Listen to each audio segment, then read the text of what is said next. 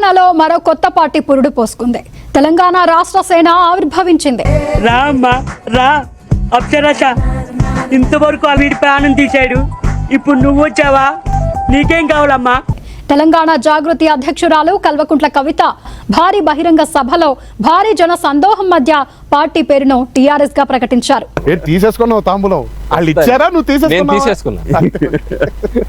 కవిత party ప్రకటించగానే సభకు వచ్చిన వారు సీఎం సీఎం అంటూ నినాదాలు చేశారు. ఒక్కొక్కరికి వందించి యాక్టింగ్ ఎరగదేమని చెప్పా. తెలంగాణలో కొత్త విప్లవం మొదలైందని కవిత పేర్కొన్నారు. Nothing can stop us. We face any consequences. We take this Ujjumon to national level, international level, and universal. కష్టపడి సాధించుకున్న తెలంగాణలో నూతన రాజకీయ శక్తిగా రాబోతున్నట్లు కవిత చెప్పారు. తల్లి నీకు దండమమ్మా, నువ్వెక్కడ దొరికావే నాకు? ఈ పేరు చెప్పాలా? మా గ్రూప్ పేరు రెడీయా? టిఆర్ఎస్. అభాతే మాసం అంటే అఖిల భారత తెలుగు మాట్లాడే వాళ్ళ సంఘం. యా. కేసీఆర్ సారథ్యంలో తెలంగాణ ఉద్యమ రథం దారి తప్పిందన్నారు. బీఆర్ఎస్ రాష్ట్ర ప్రజల ఆర్తిని అర్థం చేసుకోలేకపోయిందని, సామాజిక తెలంగాణ రథ చక్రం విరిగి ముక్కలైందన్నారు. బాధపడకన్నా, ఏదో చిన్నపిల్ల, తన మాటలు పెట్టించుకోవద్దు. కొత్త రాష్ట్రంలో జరగాల్సిన పనులు సరిగా జరగలేదని, తెలంగాణ వస్తే బానిస సంఖ్యలు పోతాయని భావించాం, కానీ రైతులకు బేడులు పడ్డాయి. ఇసుక దందా వల్ల దళితులు దెబ్బలు తిన్నారని అన్నారు.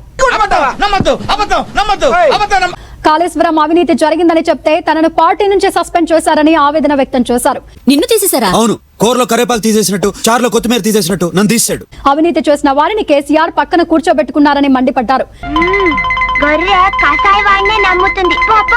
రాష్ట్రంలో కర్కోటకుడి పాలన జరుగుతోందని విరుచుకుపడ్డారు. 2 ఏళ్లలో మనమే ప్రధాన ప్రతిపక్షం అవుతామని, 2 ఏళ్ల తరువాత అధికార పక్షం అవుతామన్నారు కవిత. బీఆర్ఎస్ కు ప్రజల ఆకాంక్షలు పట్టడం లేదన్న కవిత చిన్నసారును సీఎం చేయడమే ఆ పార్టీ లక్ష్యమన్నారు.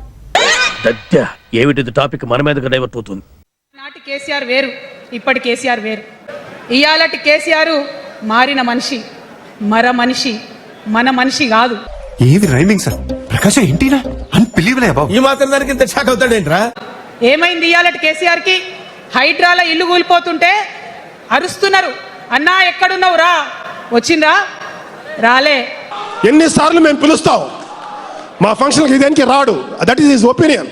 ఎక్కడ చిన్న కష్టం వచ్చినా ప్రజలకు ఆ సారు రారు, ఆ సారు రారు. రాడు సార్. మీరు హిందీలో పిలవండి, మలయాళంలో పిలవండి, తమిళంలో పిలవండి, రాడు సార్. గుంటనెక్కల తోడేళ్ల చేతిలో ఖైదీ అయినటువంటి మనిషి మన మనిషి కాదు. నువ్వు తేడా మాట్లాడుతున్నావు. లాస్ట్ ఎపిసోడ్ నుంచి నువ్వు మాకు ఫస్ట్ ఎపిసోడ్ నుంచి తేడాగానే ఉన్నావు. 4 years నుంచి తేడాగానే ఉన్నావు. మేము భరించట్లేదా? బాధతో, దుఃఖంతో, ఆవేదనతో చెప్తున్న మాట, సంతోషంతో చెప్తలేను ఈ మాట నేను. బాబు బాబు,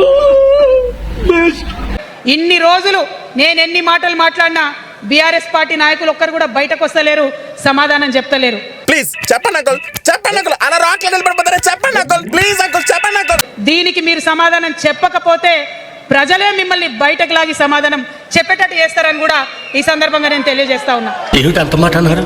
ఇవిగో చూడండి, నాలుగు మీద మచ్చలు, నా వాక్కు భరిస్తుంది. మన కేసీఆర్ అయి ఉంటే బయటకు వచ్చి నా బిడ్డలకు ఇబ్బంది అవుతుందని కొట్లాడిన వ్యక్తి. మరి తెలంగాణ వచ్చినాక ఏమైందా ప్రేమ? అధికారం ముందు మమకారం తగ్గిపోయిందా? శత్రువులు ఎక్కడో ఉండరా, చెల్లెళ్ళు కూతుళ్ళు రూపంలో మారువేషాలు వేసుకుని మన కొంపలోనే తిరుగుతూ ఉంటారు. వారు ఈ మధ్య రాజకీయ పరిణితి కోల్పోయి మాట్లాడుతూ ఉన్నారు. కేటీఆర్ గారు మాట్లాడిందంటే ఓకే అనుకోవచ్చు, ఆయనకు పెద్ద తెలియదు పాపం. నేను మరీ అంత ఎదవలా కనపడుతున్నానా? ఓ మాదిరిగా కూడా కనపడలేదా? అంతే. That's all. Please subscribe to Wish him all the best and the entire team all the best. Thank you sir. మీలాంటి పెద్దల ఆశీర్వాదం ఉంటే నేను చుట్టూ చాలా పవర్ఫుల్ గా ఉండగలను సార్. వీడియో నచ్చితే please like, share and subscribe to our channel for more interesting videos. బిఎస్ అంటోళ్ళు తాకితేనే మాకు భాగ్యం సాబ్. తప్పదు సాబ్, ఒక్కటిచ్చుకోండి సాబ్. తప్పదు సాబ్. అయితే కొట్టు. అక్కడ గంట ఉంది కదరా. సారీ రా.